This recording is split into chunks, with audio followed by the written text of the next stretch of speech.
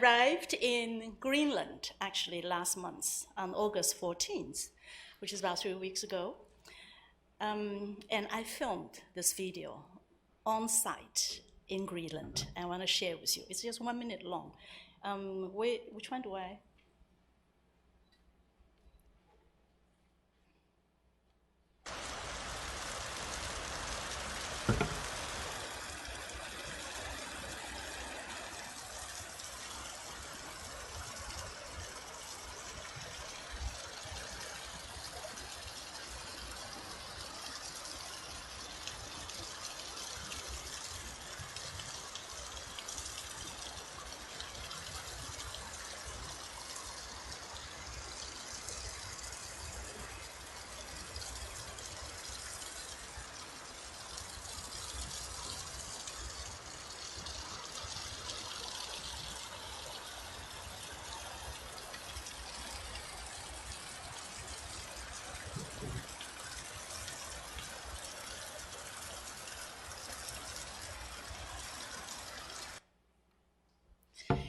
It just keeps melting and melting and melting.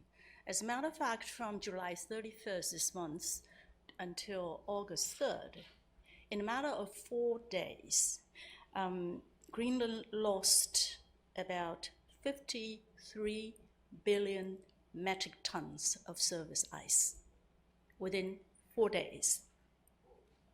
And that amount of water is 40 billion metric tons more than average of the same time last year or previous years. By the end of the summer, which is actually now, it was estimated about 400 billion metric tons of surface ice in Greenland would have lost to the ocean. It's hard for us average people to come to grips with this idea of 400 billion cubic tons of ice. What does that mean? The journalist has a talent in making it understandable for the ordinary citizens. They explain that 400 billion metric tons, this amount of water, is enough to flood the country of Greece and make everybody in Greece standing in 35 centimeter deep of water. 35 centimeter. So I thought, okay, then Greece is 4 times larger than Taiwan. In other words, this amount of ice melting into water is enough to flood our island so that every one of us would be standing in flood water up to 140 centimeters, about here. That much water. So on August 15th, the second day I was there, the biggest melt of the summer occurred. You know, it was estimated that by the end of the summer, 400 billion metric tons would disappear. But the next day, when I was there in Greenland, on that single day, the amount of ice that collapsed into sea was already 11 billion in a single day. And so 11 billion tons of surface ice to the ocean is equivalent to 4.4 million Olympic-sized swimming pool. That much water. And that happened to be also the same day when President Trump announced that he wanted to buy Greenland. Later on, I was watching the presidential candidates in the United States. I listened carefully to what they say about what they're going to do with the climate change. And I noticed that Bernie Sanders, he used one comparison. He compared the challenge of climate change to this global community is as demanding and as big as World War II, which demands all the countries, all the communities to really work on it. It's as big as this. Then in the Climate Change Performance Index, actually you could go online and check it, especially young people here. It's done by a German think tank, German Watch, and the index is called Climate Change Performance Index, which ranks annually 60 countries about how they cope with the policies they use to cope with climate change, the energy uses, and the renewable energy policies, and so on. And of the 60 countries, Taiwan is ranked, guess which number? 56. So the lowest 5. We are, on that index, we're always the lowest 5. In other words, it might not be very fair to Taiwan because we are an export-oriented country and infrastructure is a bit different. However, the lowest 5, it means we really have a lot of work to do. Then, how is EU ranked? Of the 60 countries, EU is ranked number 16. The EU target for the year 2030, which is very close now, are at least 40% cut in greenhouse gas emission compared with 1990, at least 32% of total energy consumption from renewable energy, and they want to reach at least 32.5 increase in energy efficiency. And the long-term goal is to cut its emission by 80 to 95% by the year compared to 1990 in the year 2050. So it's a very ambitious goal, but the sense of urgency that we get, the sense of urgency. And today's speaker, Dr. Franz Fischler, he himself is an expert on agriculture. He was the EU commissioner between 1996 to 2004. When I read his bio, I was thinking, oh, you could serve as agriculture minister for the EU for 8 years. With us, every minister, the longevity, the average time of service is probably 2 years or less. It's pretty tough to try to cope with something as big as climate change when every minister changes every 2 years, you know. And during his term, during the good 8 years of his term as culture commissioner for the EU, he implemented so-called Agenda 2000, which was one of the most ground-laying significant policies for agriculture across Europe. And in 2006, he founded a foundation which is called the RISE Foundation, not something that we eat, rice, to rise. RISE Foundation, which is a think tank that provides research reports as well as consulting services on important issues. I moved to the South 2 years ago, so my new friends, whom I love, are farmers and fishermen. And every June, every year, there's one thing that I look forward to, that is lychee, 荔枝 should be in the market. But this year, somehow, there are almost no lychees on the market in June. So I asked my orchard friends, farmers, what happened? They said in Thai, don't you remember the previous winter was very, very warm? So when the winter was too warm, the fruit trees stopped blossoming. When there are no blossoms, then there are no fruits. And another friend of mine who is a mango grower, he said his products, his mangoes, decreased 40% due to climate. So climate change is not theory, it really is a huge problem.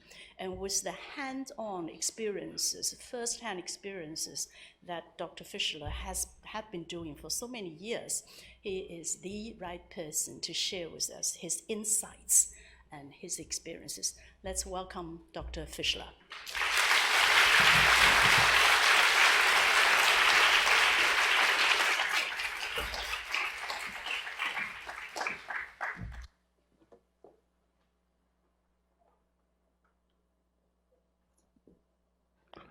Okay. Once again, hello.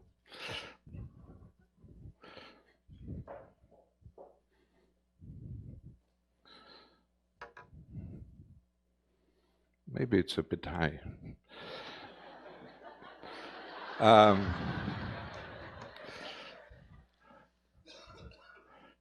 very good afternoon, ladies and gentlemen.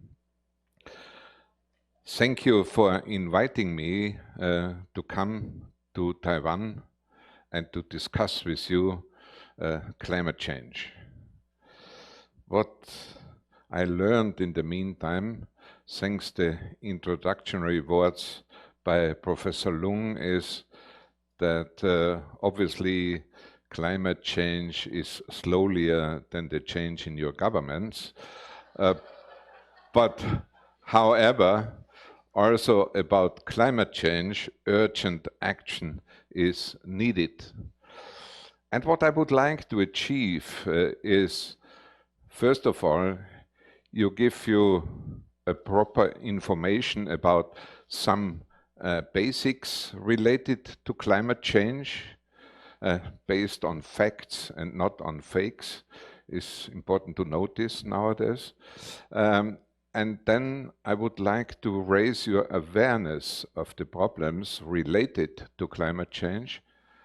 And then I hope I can convince you how important it is to engage, because without an engagement from all of us, we will not be able to change things and to limit climate change. This is also important to be aware of. We cannot stop anymore climate change. This is for sure.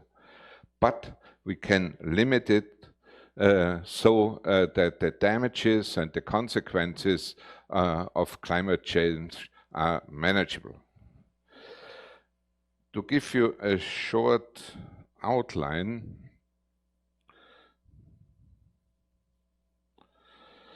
so I will start with the so-called Anthropocene, and then climate change and its main cause, and then I will speak shortly about the Paris Agreement and the EU climate policy.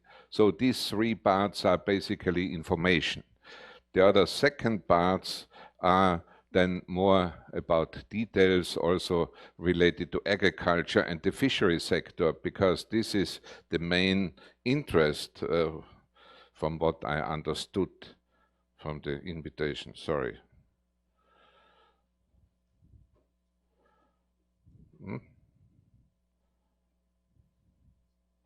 Why does it work? No. Aha. Okay, let's get started with the Anthropocene. In 2016, the International Geological Society suggested to introduce the Anthropocene as a new geologic time period, because the human influence in many natural systems is so enormous that they found it would be justified to call this new Earth period Anthropocene. It's the first period ever where we have such a big influence by the humans. And you see here on this picture also very often this thing is called the human footprint on our globe. And this footprint is going to be deeper and going to be bigger. So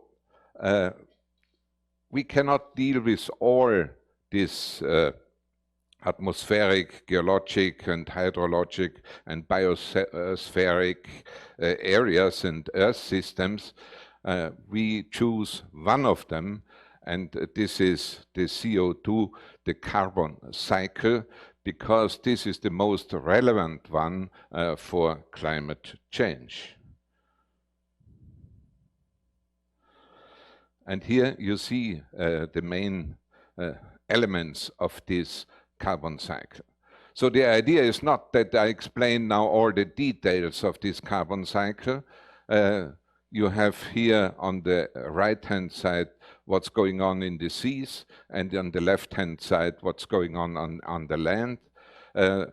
All I would like to show here is that we must be aware that we are speaking about a very complex system, and only if we are able to deal with this complexity, we are also able then to find positive solutions. And then you see that the different colors of the figures. So the white colors are those carbon which is stored. The yellow are the natural processes going on, and the red ones are the emissions by humans and the effects influenced by the humans. And if you compare the figures, then you find that the human emissions are comparably small figures, which demonstrates that also that the system is rather fragile and that it is very difficult to keep a balance. But also these figures are comparably small. If you see here the human emissions, or if you see here the other direction, what's going on the sea, that more CO2 from the atmosphere is going into the seawater. So these two elements are the main elements in relation to climate change. But you see also not only the fragility, but also that these small emissions, or comparably small emissions, have an enormous effect. And you can measure the increasing concentration in the atmosphere. This is the most known measurement, which started back in 1958, and it's called the Keeling Curve, because a certain Mr. Keeling, a scientist, he started this monitoring on the Mauna Loa Observatory. This is located in Hawaii. And you can see the steady increase of the carbon concentration compared with 1960, where we had a little bit more than 310 CO2 concentration ppm, and now we are at the level of 400. So it's more or less an increase from 300 to 400 ppm. And this is the reason why our climate is warming. And also the warming can be measured, and it is here such a measurement from the very beginning, when the air temperature was registered until last year. And you see that the development, the change of the surface air temperature is much higher over land than in the average if you put together the sea and the land. And it's even lower clearly than over sea. Many people were for a rather long time of the opinion that this is a natural process, so it is not much influenced by humans. But the reality is a totally different one.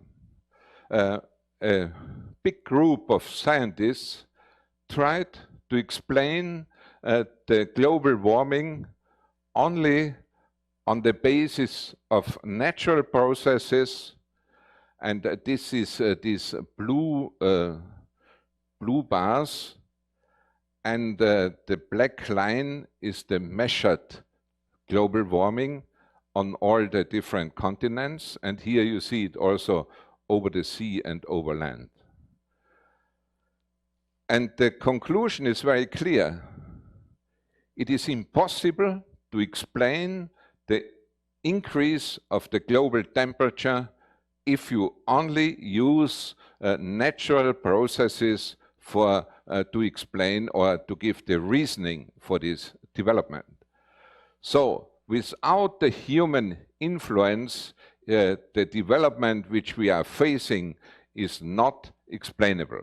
This is the main message here, and therefore it is clear that we have to change the human behavior if we would like to change global warming.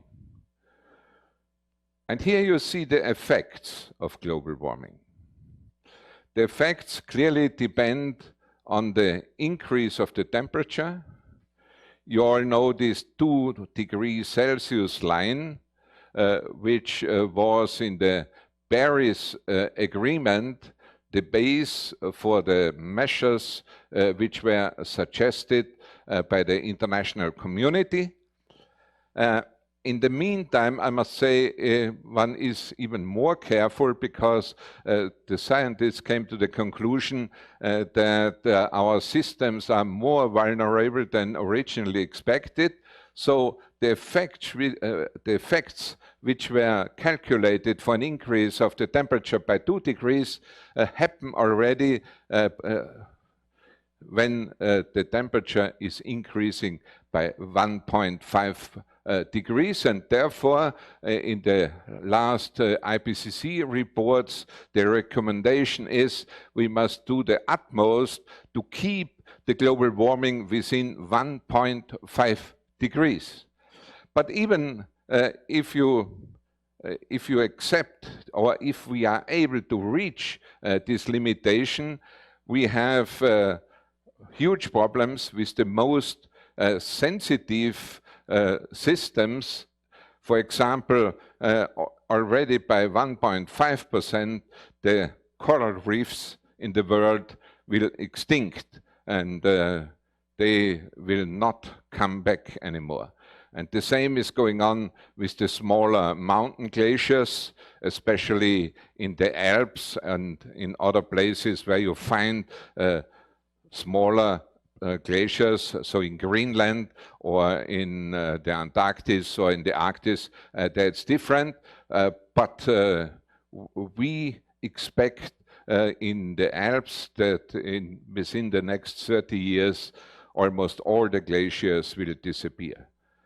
And if you maybe have seen this in the news, recently in Iceland, they organized a funeral for the first big glacier of Iceland, which was distincted. So the other things in the other ecosystems, the most important point is down here, and this is also a kind of preoccupation which you can sometimes hear, that people believe, well, if it's getting warmer, I mean, warming in Taiwan is maybe a bit different, but in the alpine regions a bit warmer is fine, because then you grow vines everywhere in the Alps, and then in the southern part of Europe you start producing bananas and so on. Yeah. So what is the problem? But the real problem is that the extreme weather events are more frequent and more intense, and this is where the damages are coming from, and this is very important that we respect this situation. And then there is another phenomenon called tipping points. To give a very blunt definition or explanation what tipping points are, so this is nothing else. You stay on the clip and you make a step further, and you can't come back anymore. These are tipping points. Tipping points is that a reversal of certain natural situations take place, and they cannot reverse, even not if you would be able to reduce afterwards the warming of our climate. And there are many of these tipping points. Not all of them are starting at the same point, at the same level of warming, but the more warming, the more tipping points. And another typical example is the extinction of plant varieties and plant species. So with the experts tell us that with a warming of roughly 3 degrees Celsius, we must expect the extinction of almost a third of all the plant species on the globe. So you see that we are not dealing with nitty-gritties here, we are dealing with fundamental problems. And as I mentioned, last month, the IPCC experts went together in Geneva, because they are based in Geneva, and they presented a new report dealing with climate change and land use. And this is the area where we would like then to go a bit deeper. So where are we? We are near to 1% increase over land at the moment. And they discussed these bars. So this water scarcity, soil erosion, vegetation losses, wildfire damage, permafrost degradation, tropical crop yield decline, and food supply instabilities. And you can see that the yellow and the red and dark red, violet color starts not everywhere at the same level. So this means that these different things are differently sensitive to global warming. But unfortunately, you see that on the right end, the food supply instabilities, they start first. Just to give you a few examples what this means in the end, here you can see the water scarcity problem. The biggest concern is here about Australia, where the frequency of droughts is growing rapidly, and also the intensity, as you can see here, is enormous. And another thing is soil erosion. The problem we are facing is that on all the arable land on the globe, the erosion is growing because the soil, the humus content in the soil is everywhere below the natural level. The natural level would be 2%, but it's even everywhere much less. And this creates this soil erosion. Also, if you don't use the traditional method of tillage, you don't use the plow anymore, but even then there is a huge difficulty because, as you can see here, if you conventionally till your fields, then the erosion is 100 times higher than the soil formation. So, and therefore you lose year by year a lot of biological material in the soils. Vegetation losses, there is an ongoing discussion, especially in Brazil at the moment, because the new president of Brazil decided to allow again the deforestation of the Amazonas rainforests, and this is also with enormous, accompanied by enormous consequences.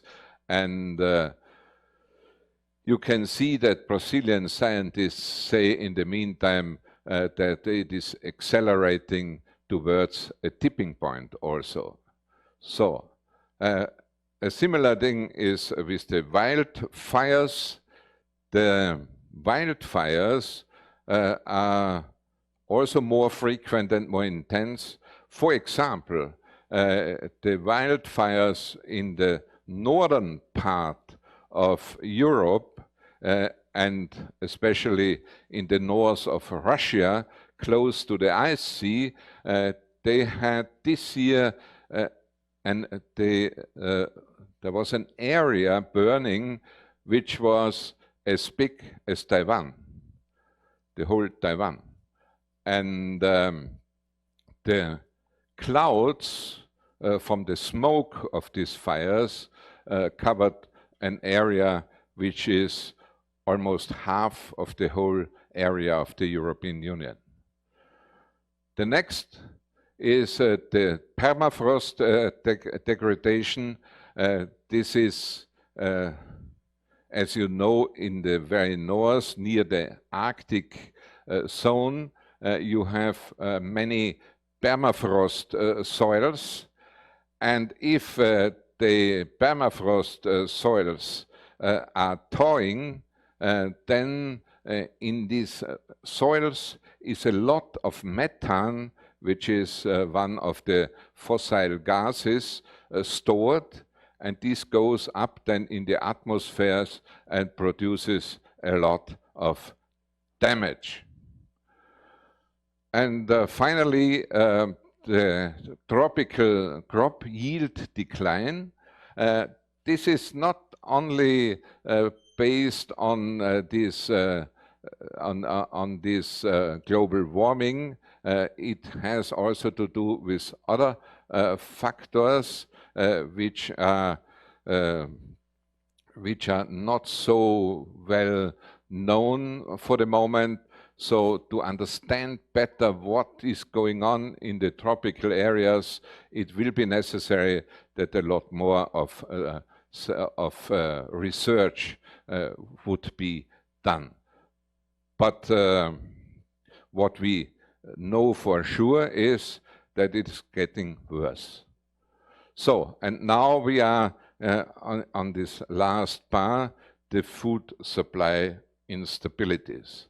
And this is where we start to discuss a little bit what this means. So in our agriculture, what we can observe already is a growing alternance. Alternance means that you have 1 year with a rather good harvest, and in the following year you have then a bad harvest. This is more often the case everywhere. And then you have the increase of the weather disasters, so you have more floods, you have more droughts, you have more storms, and all these phenomena lead to lower or bad harvests. And then another effect is that, for example, in the more moderate zones, climate zones in the world, you find more and more pests and more diseases which were unknown in the past in these areas. So they are imported from other parts of the world and create new problems which were not known. And clearly these effects have then also an influence on the economy of the agricultural sector. We find more price volatility, which means that there are spontaneous ups and downs in the world market prices of certain commodities. And this again leads to a growing commodity speculation, because it's always interesting for the finance industry to speculate on unsecure markets. But unfortunately, it has also the consequence that again hunger and malnutrition is growing instead of decreasing. We had years in the past where we had a substantial decrease. This was also after the Millennium Goals were decided in the UN, but now we have the SDGs, which you all know. And within these SDGs, it is foreseen that hunger should be eradicated until 2030, which means more or less in the next 10 years. But the reality is that there's no further reduction of the number of hungry people. The reality is that this figure is growing again. At the moment, we have roughly 820 million people on this globe which are either starving hunger or which are facing malnutrition. So, action is urgent and action is absolutely necessary. And this was the reasoning why the international community accepted if we should act, we need a new international agreement. And this is the so-called Paris Agreement, where the heads of states and governments decided to keep the global warming below the 2 degrees Celsius, or also to do the utmost to keep them within this 1.5 grad Celsius limits. And based on that, it is clearly the way out that we have to reduce the emissions, the greenhouse gas emissions, which is primarily the CO2 emissions, until mid of this century. And all countries must contribute to that, but a new implementation method was introduced. There was no decision on specific measures. The idea was that the countries which signed up this agreement come forward with their own proposals, what they would be prepared to do to achieve these goals. And you can see here where we are with this kind of policy. Under the current policy, if we don't do more, we must expect a warming of 3.3 grad Celsius.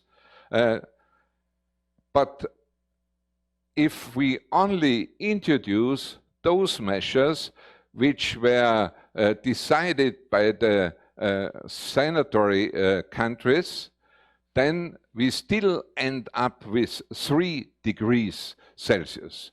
So the level of ambition at the moment is not big enough. We must increase our efforts to achieve what we should achieve, the 1.5 or 2 degrees. And here you can see the plan of the European Union, how we would like in Europe to achieve this goal. You see where we are or where we were 10 years ago and where we have to go. So there's quite a dramatic way to go because the decarbonization is for the European Union still the main goal which we would like to achieve within the next 30 years. You can also see who are the biggest contributors to the greenhouse emissions. This is first of all the power production, the electricity and other power production, then the industry, then the transport. And then also agriculture contributes quite substantially to the net emissions. So,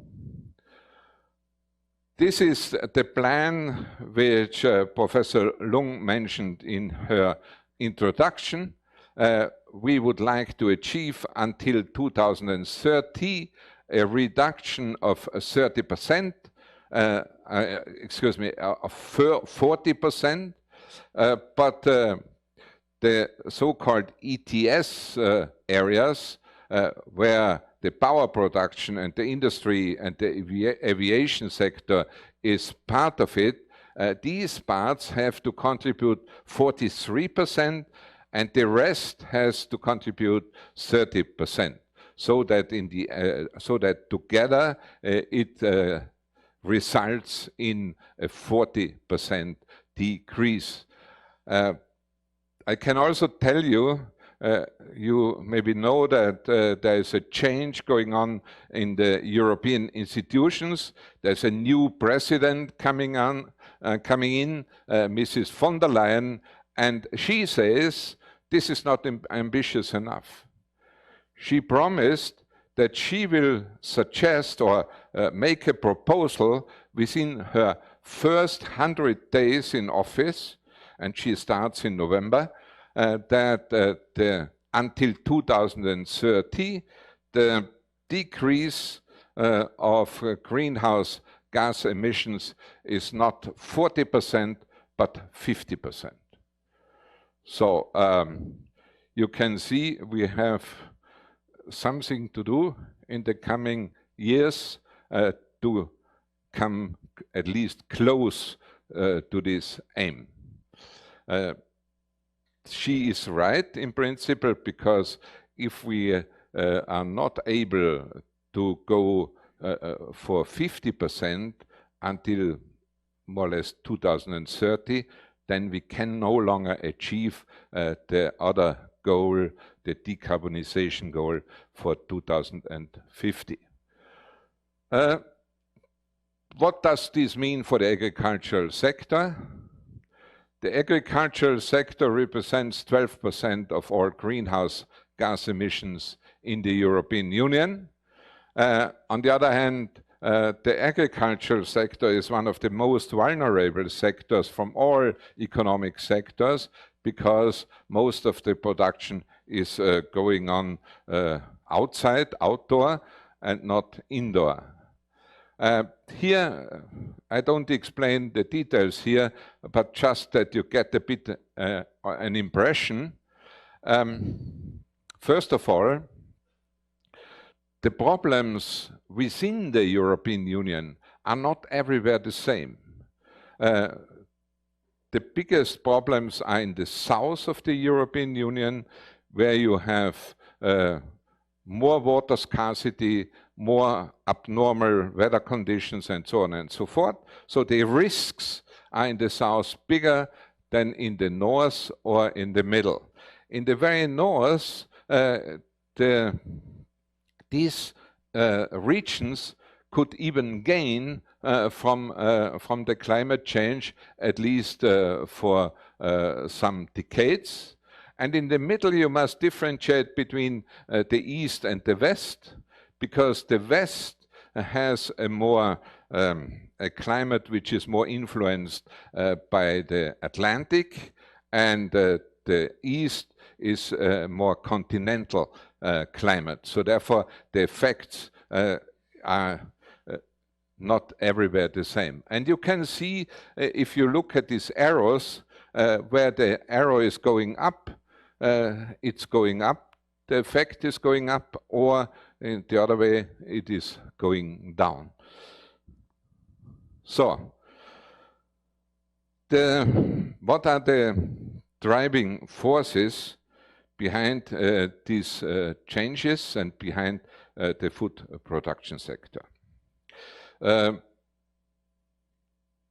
effects are mainly driven, first of all, by changes in the precipitations, so more or less rain, for example. Then the temperature changes, the severity and periodicity of the extreme events, also to some degree the rise in the sea level and the increase of CO2 concentration, which is the so-called greenhouse effect. If you increase the CO2 concentration in a greenhouse to some degree, then the yields are higher and not lower. And this effect is also to some degree can be observed also in nature. So how to mitigate? First of all, there is the issue of farming practices. As I said, agriculture is producing a lot of direct emissions.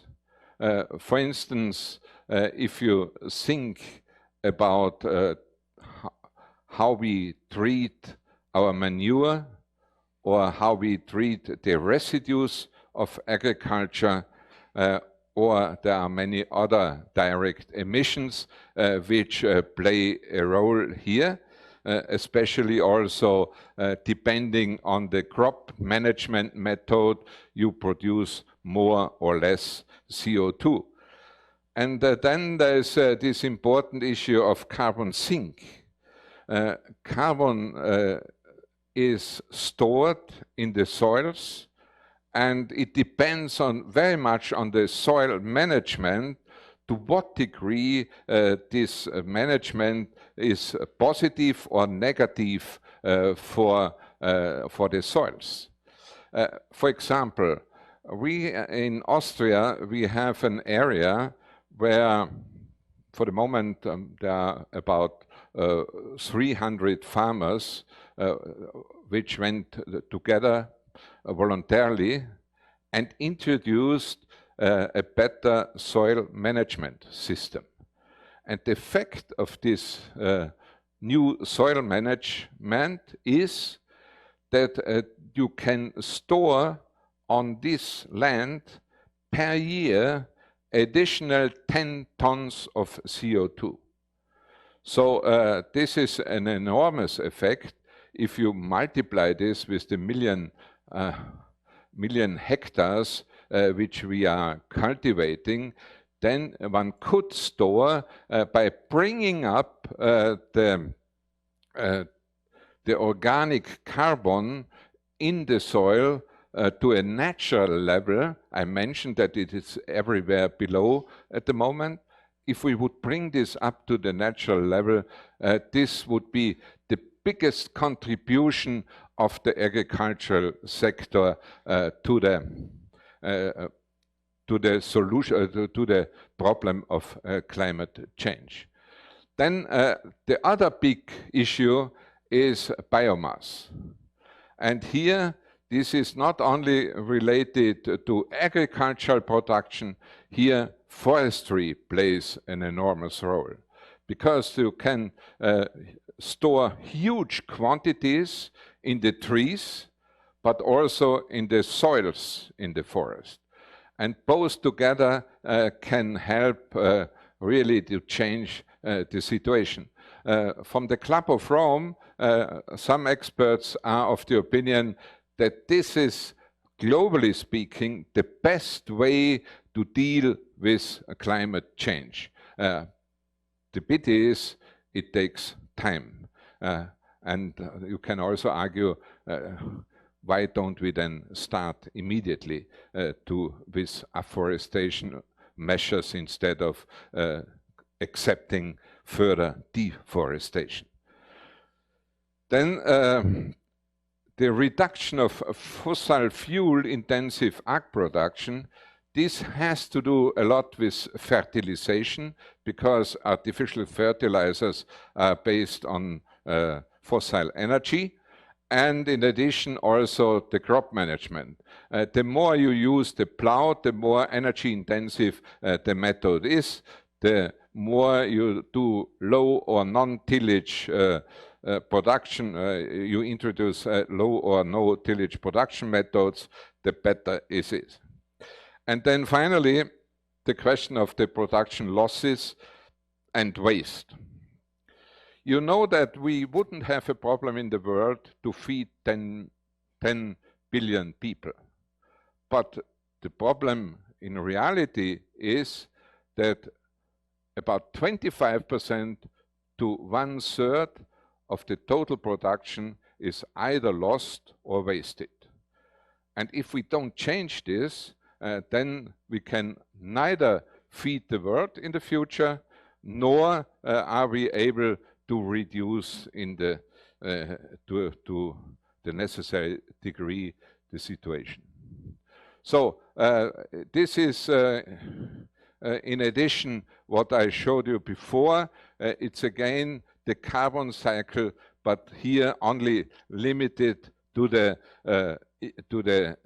agricultural effects. So you see here the methane production coming from the cattle or from other animals, or also from the manure of the animals. You see the management of the soils and the effects, the fertilization, but then also what is going on in the forest.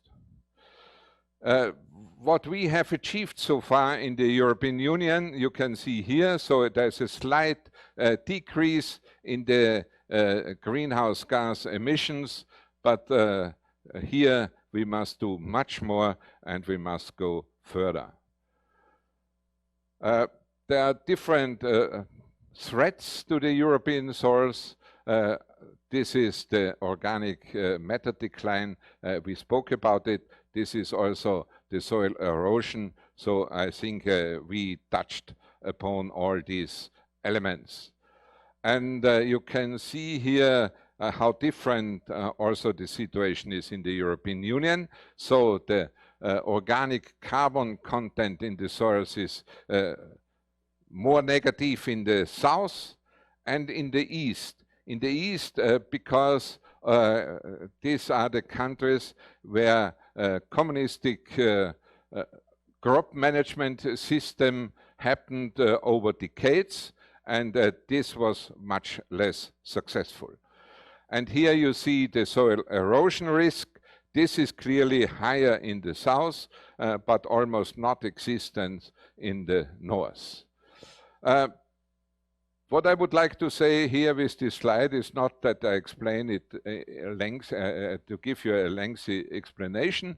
The idea is that for us in the European Union, it is clear that we must change our common agricultural policy. And these are the actions and the goals which are already on the table, which are under negotiations, and where we hope that a decision will follow next year.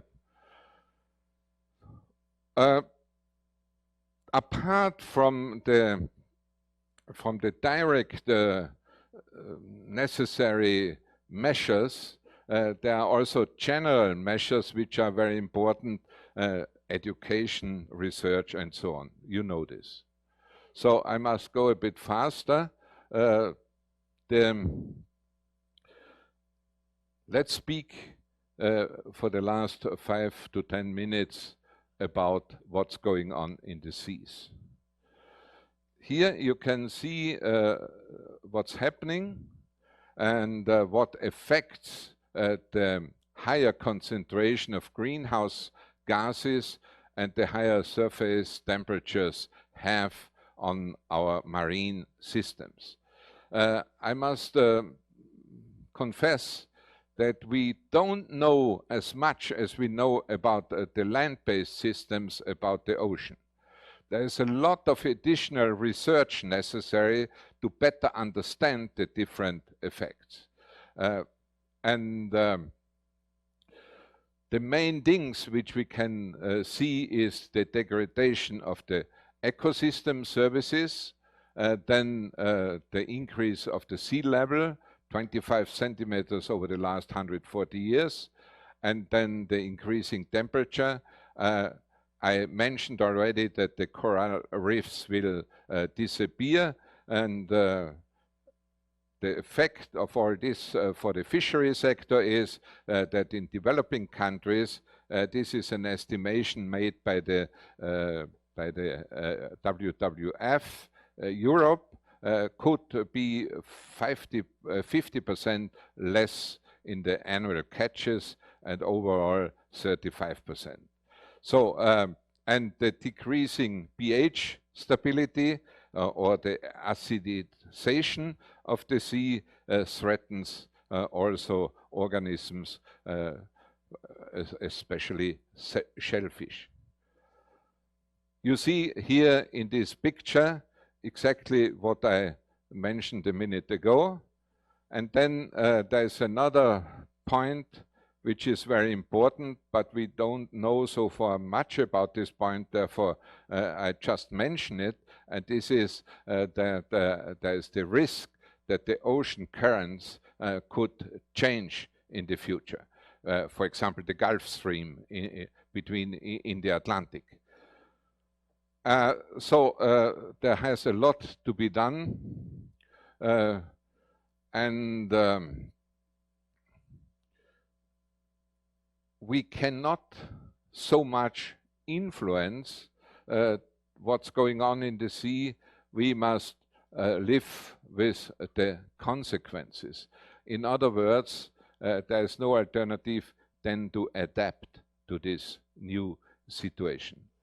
And for that, it is clear what is needed is a proper stock policy, a proper monitoring of the fish stocks, and based on these scientific findings to fix then the catch quotas. This is the way how we try to deal with the consequences. We in Europe, we have for each box in the sea a catch quota fixed every year, and every year there's a monitoring done so that we know precisely the stock development, not only the amount of the stock, but also, for example, the age classes and also the different species. So, if it's unavoidable that we have to reduce the fishing activities, and we have also maybe to reduce first the fishing effort, then we must offer to the fishing communities, to the fishermen, also other alternatives to make sure that they have a reasonable livelihood in the future. These are some of the recommendations which we have in the European Union.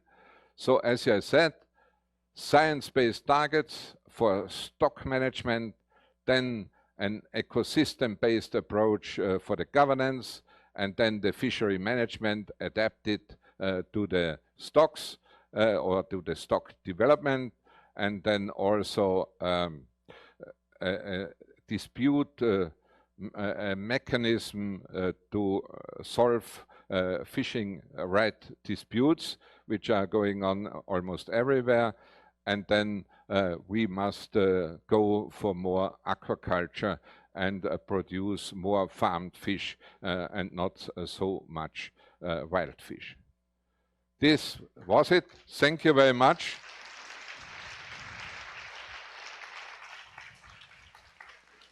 And now I'm ready to answer at least some of your questions.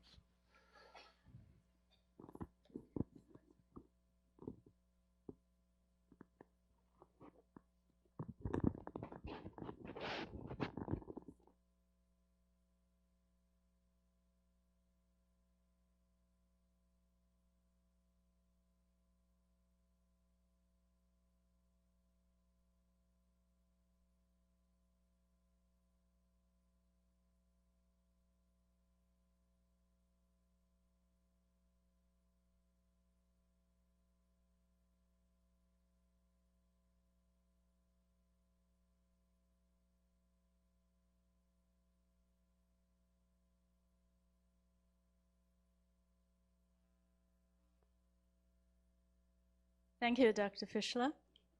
Now it's QA time, but before we begin, I'd like to say that among us today, we have friends who are practicing pig farmers who are among us. Mr. Han is one of the biggest pig farmers in Asia, I think.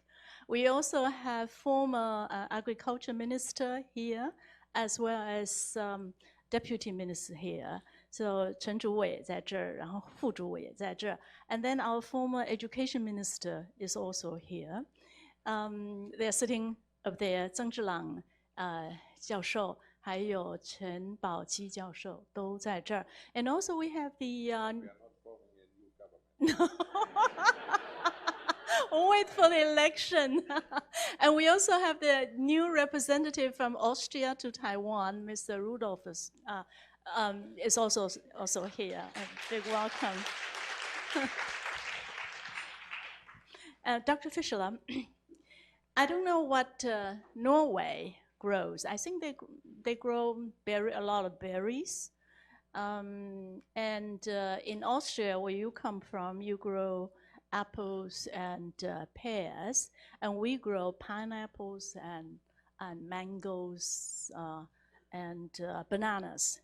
But if this trend goes on, it means that in the future, that Norway and Iceland could grow apples and pears, and Austria is going to grow bananas and mangoes and pineapples. So what's going to happen to us living in the southern belt, warm areas? What are we going to do?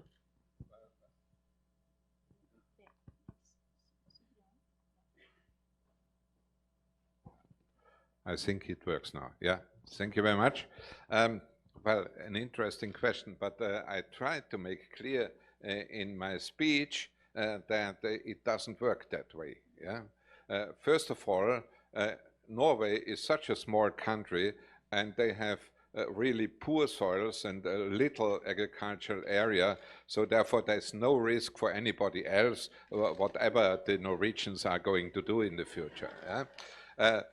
And their fruits, mainly, for example, strawberries and other little fruits, they are well known for their quality.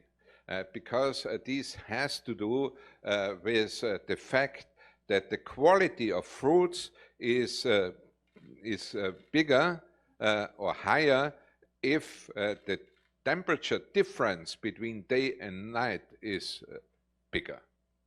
And so what we must expect, therefore, is that this effect is decreasing. And this means that also the quality of the Norwegian fruits will not be the same in the future when they are facing global warming. So I don't see this risk, and there's no risk at all that we produce our bananas in Europe ourselves. Also, you should not forget that the European Union has several overseas regions, yeah, where we already produce bananas, traditionally because they are in the tropical zone. So 1/3 of the European banana production is produced within the European Union. But the main part are the so-called dollar bananas coming from, and they are in the hands of a very few oligarchic companies. I think it's not necessary that I mention Dole or other names. So you know all that. But also for that reason, they have more or less a monopoly in the international trade, so I don't see a change here. But the other point is that the risk coming from the abnormal weather conditions are much bigger than the results or the changes related to the warming only. The risk is the disaster risk, and this disaster risk is growing very fast. I can give you an example where we are here in Europe with that. The biggest company which is insuring, because insurance plays an increasing role in relation to disaster management in Europe. And what we are doing is that we insure, and we give also some public support to that, the farmers, so that their risk for their income is reduced. But what we can see is that the amount of damage in the agriculture production in the last 10 years has doubled. So this is the real problem. I heard a story, and I'd like to confirmed with you whether the story is true or not. There was some certain fish which used to appear at the ocean near France, between France and, for example, the UK. But the fish moved northwards towards Iceland. So they appeared in the ocean of Iceland. The Iceland is not part of EU. So the Icelandic fishermen were very happy catching these new fishes, which were not there before, but they did not have any agreement with the EU. So now the EU fishermen were very angry at them. And the Iceland said, no, we're not going to join EU, because if we join, then we have to follow your regulations. But let's catch the fish first. Is this story true? Well, it is true to some degree, but it's not totally true. First of all, fishermen in Europe are always angry. Yeah. I never met a fisherman who was not angry. Ours too, the Taiwanese fishermen too. Second, we have for certain species an agreement with Iceland. So, and third, we have also an agreement with Norway, yeah, and with all these Nordic states neighboring to the ice sea, and therefore there is not really a major problem related to that. The major problem is more that we have conflicts with Iceland about whale fishing, that we have conflicts with Iceland about fish farming. Yeah, but I would say these are manageable problems. You also have a problem with us Taiwanese with tuna fishing. Oh yeah. You also have a problem with us. Yeah, this is more in the Mediterranean and in the Atlantic. Yeah. Okay. Before I give the microphone to the audience, my final question, which gets a little bit personal. That is, as we know that things are really dramatically happening, and we have to change our personal behavior in daily life. What we eat, what we buy, what we throw away, what we consume. Okay. So, as a European, as an Austrian, as a former EU Commissioner for Agriculture, in your personal life, what has changed? What do you eat? What do you not eat? What do you stop eating? What do you sacrifice? Okay. Yeah, I fully understand what you are saying. You reach me a little bit on the wrong foot, because I'm not the best representative for neutral behavior. But what has changed?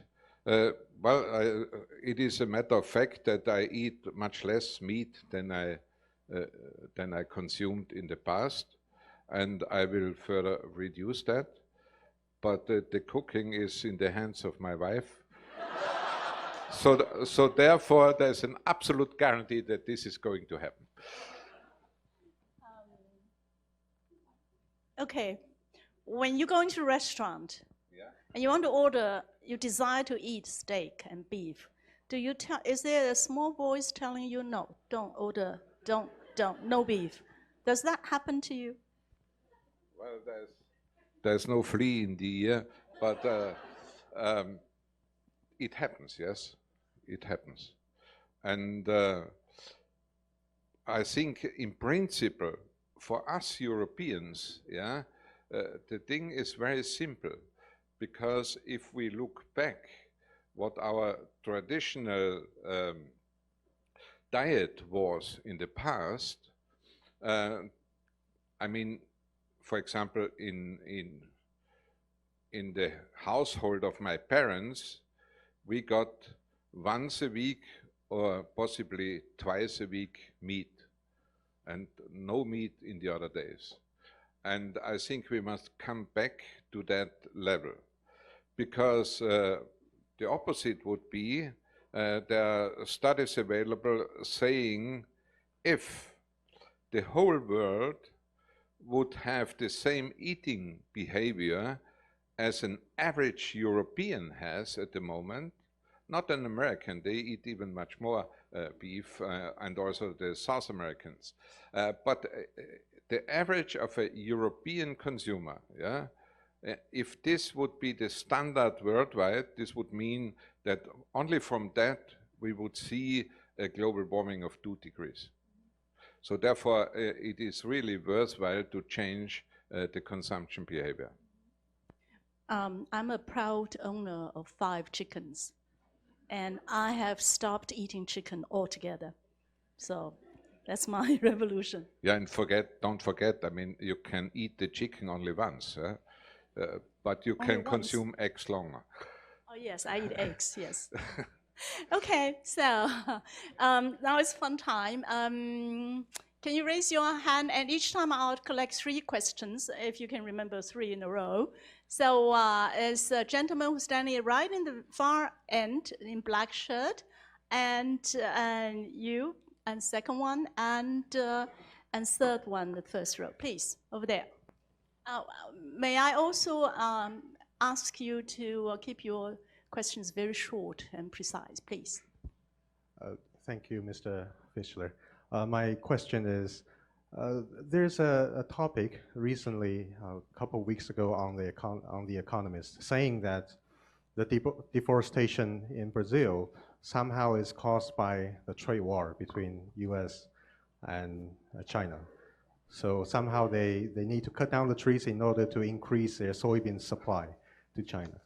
Do you foresee or do you expect in the future that international negotiations would involve in these globalization issues to combat climate change? Thank you. Great. Over there, please. Yeah, okay. Actually, I want to say in Taiwan, we have a carbon reduction goal. It was made by our former minister, Professor Wei, our EPA, and he was here. Yeah. My question is follow your talk about your food.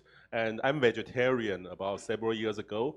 And I know the European Union right now are very friendly for vegetarian. Even if you go to eat some fish restaurant, you can very easily to eat any kind of vegetarian.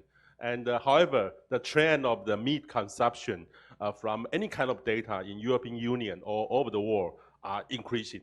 Especially, for example, right now in US, in Australia, the meat consumption is over 100 kilograms per capita, also increasing. Even the more rich you have, and the more meat you will eat. And this is a big problem, because there were two issues. One is the populations. We will have more than 10 billion people in the future, and our Earth cannot afford so much meat for ourselves. The second is the climate change issues. And so lots of papers from the European Union, for example, Oxford University, some food security professor talking about we should eat less meat. But we can see that the data, all of the meat is increasing. So I'm wondering what kind of the policy the government or the private sector can do in the future. Thank you. I forgot to mention that the former Minister of Environmental Protection is also here, Professor Wei. So we have a small cabinet sitting right there. Okay, and then please. Hello, I would like to address my question to the topic of industrial cannabis. A lot of people have been asserting several factors about cannabis. For one thing, it can be used for hundreds of different things, such as cloth, rope, paper, and other products. It grows 4 times faster than trees. It's good at sequestering carbon in the soil and rejuvenating soil and eliminating the effect of heavy metal pollution and other beneficial factors. Some people believe that we cannot really address many of the very important issues you raised unless we can also increase industrial cannabis. Okay, Dr. Fischler. Okay, let me start with the first question. Deforestation in Brazil, and is the reason for that the trade war between the US and other countries. So the reality is the following. First of all, the Brazilian soybean producers are in the meantime the most competitive producers in the world. They are more competitive than the American producers. And therefore, there is a shift of exports from the US to Brazil anyhow, without any change in the WTO regulations. And most of these products go to Europe because the self-sufficiency in the European Union with soybeans is less than 10%. So more than 90% is import. Then there's another factor which plays a role here, and this is the use of genetically modified seeds, yes or not. Yeah? But this is in both parts of America, in the south and in the north, you get more or less only genetically modified soybeans. This is one thing. The other reason for the deforestation is an internal reason, because the Brazilians continue with their policy to use ethanol, power ethanol, for instead of fossil fuels. Yeah? Brazil is the only country in the world with more than 50% biofuel consumption. And then there is the question of cattle breeding. And here I think one must make a bit of difference, yeah? Because the area where the rainforests are and where the deforestation takes place is mainly an area which is afterwards used for soybean production.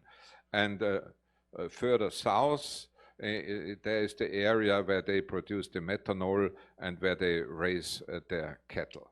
But apart from all that, there is an enormous WTO impact in the whole policy, because it will be necessary, and this is for sure, we will not be able to manage a proper CO2 reduction system without introducing a border protection for those products which are violating the aims of the Paris Agreement.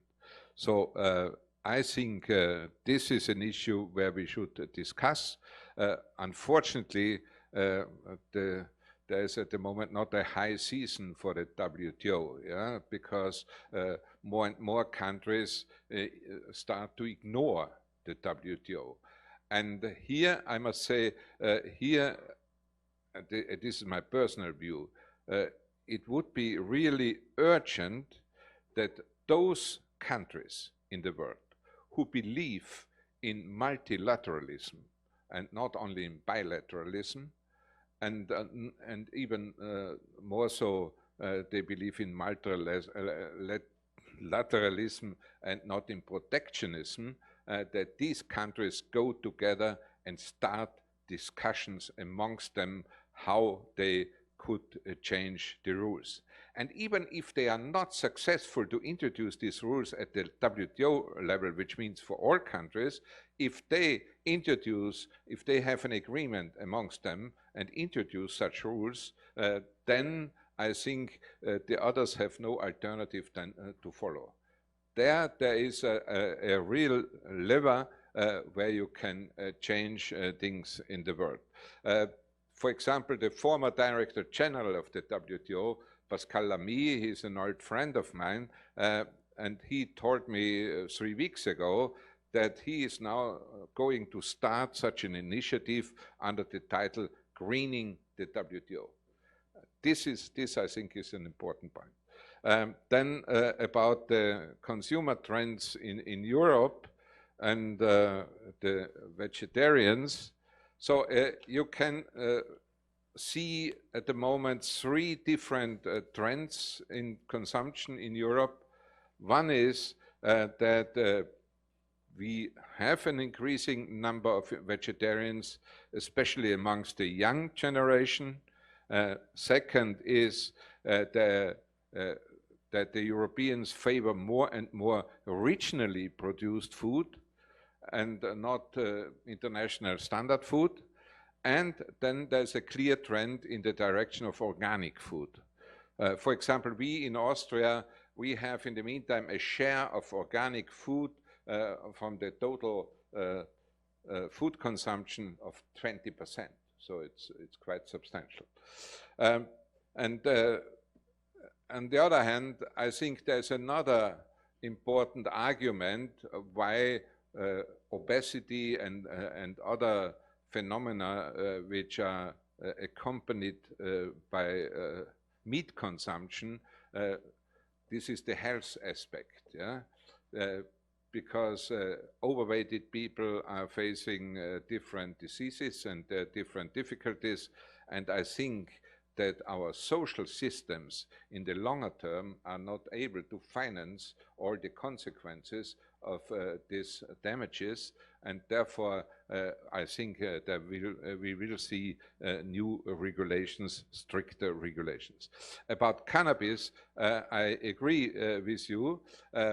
There's only one point in Europe which is still under discussion, and this is that you can use cannabis not only to produce fiber, but also for other purposes which are less welcome. And there are still countries in Europe who are not prepared to make a difference between cannabis varieties without this, what is it called, the substance?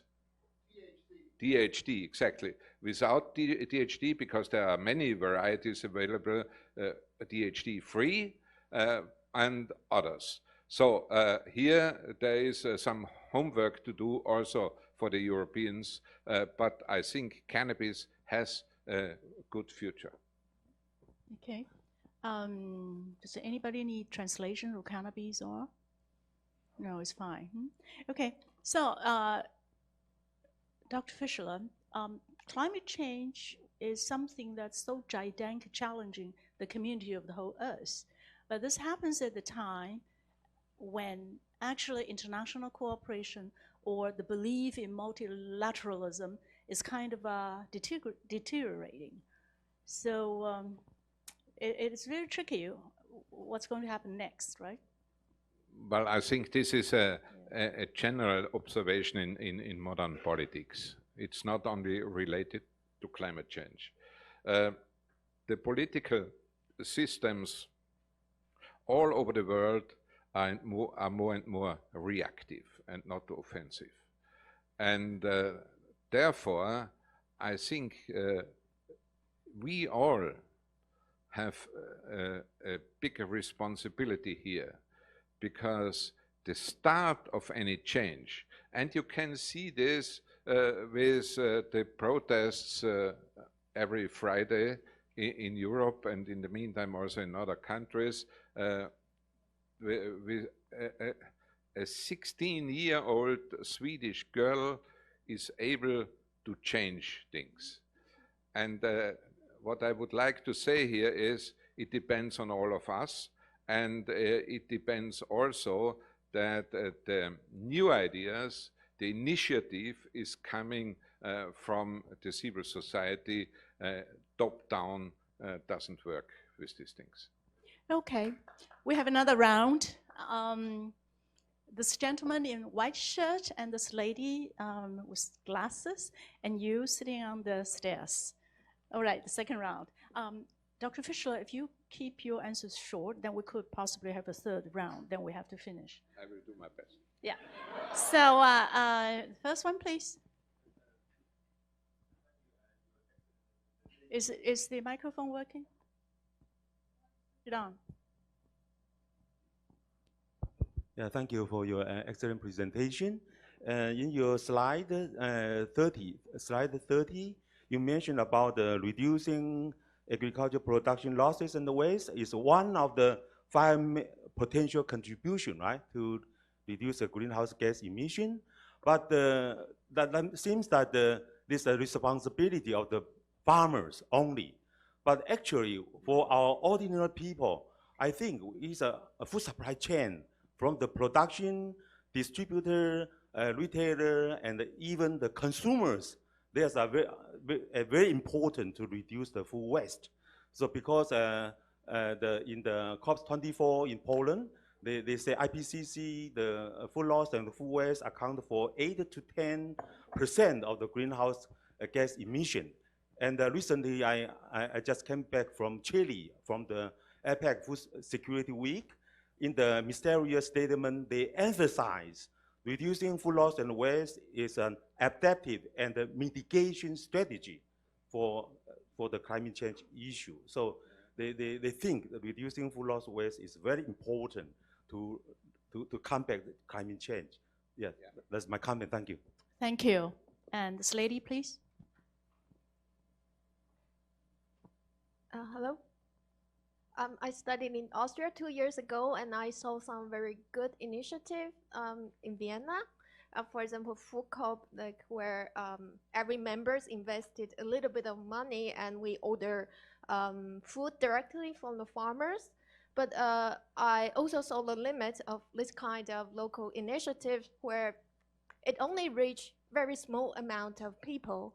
I wonder, like, what potential you see these initiatives can have, and what are the main obstacles? Thank you. And the third one? I forgot already. Yes, please. So my question is that we talk about climate changing as a social responsibility of every global citizen. My question is there any action taken by the EU Commission or maybe Austria government to the developing countries that we have talked about the climate changing, that the most influence and actually had been devastating was to the developing country instead of in Europe, regarding with, for example, this drought or there's a flood in India and in Thailand. So is there any action taken by EU to the developing country? That was my question. Thank you. Can you take one more from online, because we have live streaming? Okay, I'll just sum it up. There is one theory, one observation which says that actually the developed countries have developed because they have used up all the resources, and now they are saying that you have to cut down, while the developing countries are just starting to use the resources, which is unfair. Therefore, his or her question is this: do you think the developed countries have the responsibility to provide free tech investment and favorable policy to developing countries? Okay. Well, 4 questions, 4 answers. And I will be short. So about losses and waste. I think we must here differentiate between the losses and the waste. The losses are primarily taking place within the food chain, for example, mainly in the developing countries, where you have, because of poor harvest or poor storage facilities, major losses. The waste is a phenomenon of the developed countries. We in the developed countries, we are wasting food. Interestingly enough, the amount altogether is in the developing countries and in the developed countries more or less the same. But this also means that to reduce losses is an issue for the farmers, is an issue for the processors and for the retailers. And to reduce the waste, this is something for the supermarket chains mainly, and also for us, for the consumers. We all can contribute to reduce waste here. Then you spoke about the farmers' markets in Vienna and what role they play. They play a minor role. In Europe, and this is more in the northern countries than in the southern European countries. For example, take the example of Germany or Austria, it's almost the same. In these 2 countries, the whole food market is in the hands of 3 to 4 companies. These are the supermarket chains, and these supermarket chains, they are responsible for the concentration. And what we can do here is, on the one hand, that, for example, in cities or in bigger villages, we offer the opportunity, so the communes offer the opportunity for farmers' markets. And what also can be done, and this is happening now more and more also in some of the supermarket chains, that they open a shop-in-shop concept, so that the farmer gets a corner in the supermarket and can sell his products there. Then the social responsibility and the development or developing country issue, well, I think there's a huge injustice, because in principle what we are facing is the fact that those who are contributing most to the global warming are less affected by the global warming than those who contribute only little, especially the least developed countries.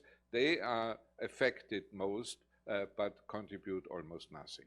And to deal with this injustice, I think is an issue for the international community. It has to be respected and involved in the development cooperation policies. And what is the European Union doing here? Compared with the rest of the world, we pay the highest contribution per inhabitant for development cooperation. We pay per head more than double as much as, for example, the US. And in that way, we can contribute more.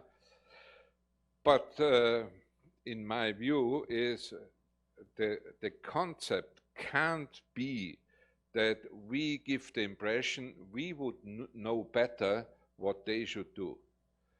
This is a kind of neo-colonialism, and this has to be avoided.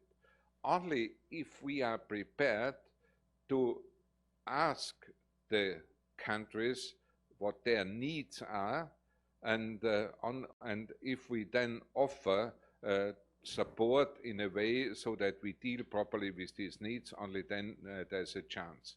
The risk is that in the development cooperation policy, a lot of money is wasted. This is a matter of fact. So therefore, we must also improve the controls and enforce the controls.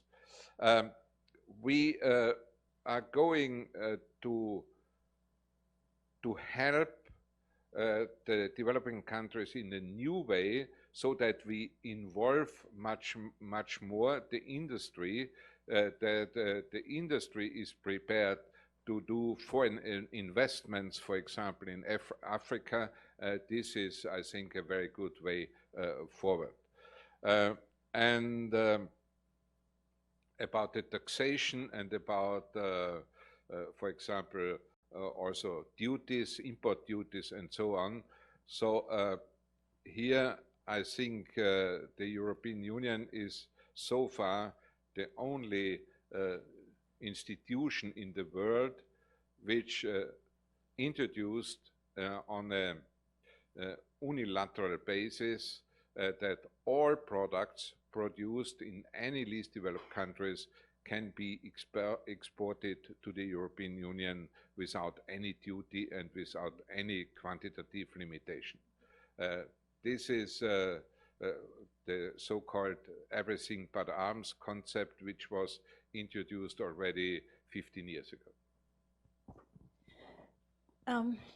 We have no time for the third round. I don't know if they're going to turn off their electricity if we go over time. But anyway, what I get from Dr. Fischler's talk today, the one thing that stands out is in facing a challenge like climate change, international cooperation, how important, absolutely important that is. However, we are in the time, exactly the time where international cooperation seems to be getting more and more difficult. What I would like to remind ourselves, us all together, is in Taiwan, we always have the feeling that we are a very small island, but it's actually ranked as the 22nd most important economic entity in the world. So we are among those developed countries which should take up more responsibilities, not only the EU, but the Taiwanese ourselves. Absolutely. So in Mandarin, in September, starting September 29th, we have 3 sessions of lectures and discussions on climate change in Mandarin. So please join us. Dr. Fischler's, apparently, with his practical experiences and expertise, we could have another 3 hours to dig into what you know, but I'm sorry that we don't have another 2 or 3 hours to do that. However, it's very inspiring. I hope Dr. Fischler has brought the message that it is something that we, the Taiwanese, really have to think more about it. And this awareness should somehow get into the education, get into the private sector as much as we can. Dr. Fischler, I want you to have the last words. What message would you like to share with us before you leave the stage? Well, this is a difference in the culture, because in Europe, always the woman has the last word. Well, we however, think we are more women's liberated, so we don't necessarily have to have the last words. I think the point is, and you mentioned this implicitly, the point is we must cooperate, and we cannot wait for those who are unwilling to do something. I think we should form coalitions of the willing. In that way, we can make much more progress than only to shout at the unwilling. And second message, I think everybody here, we all can really contribute a lot with our consumption behavior, also with awareness raising, also with communication, so that we are going in the right direction. And thank you very much. I enjoyed this afternoon very much, and I'm happy to be here, and I'm learning the whole day, every hour, something new. So Taiwan is really a fascinating country. Thank you.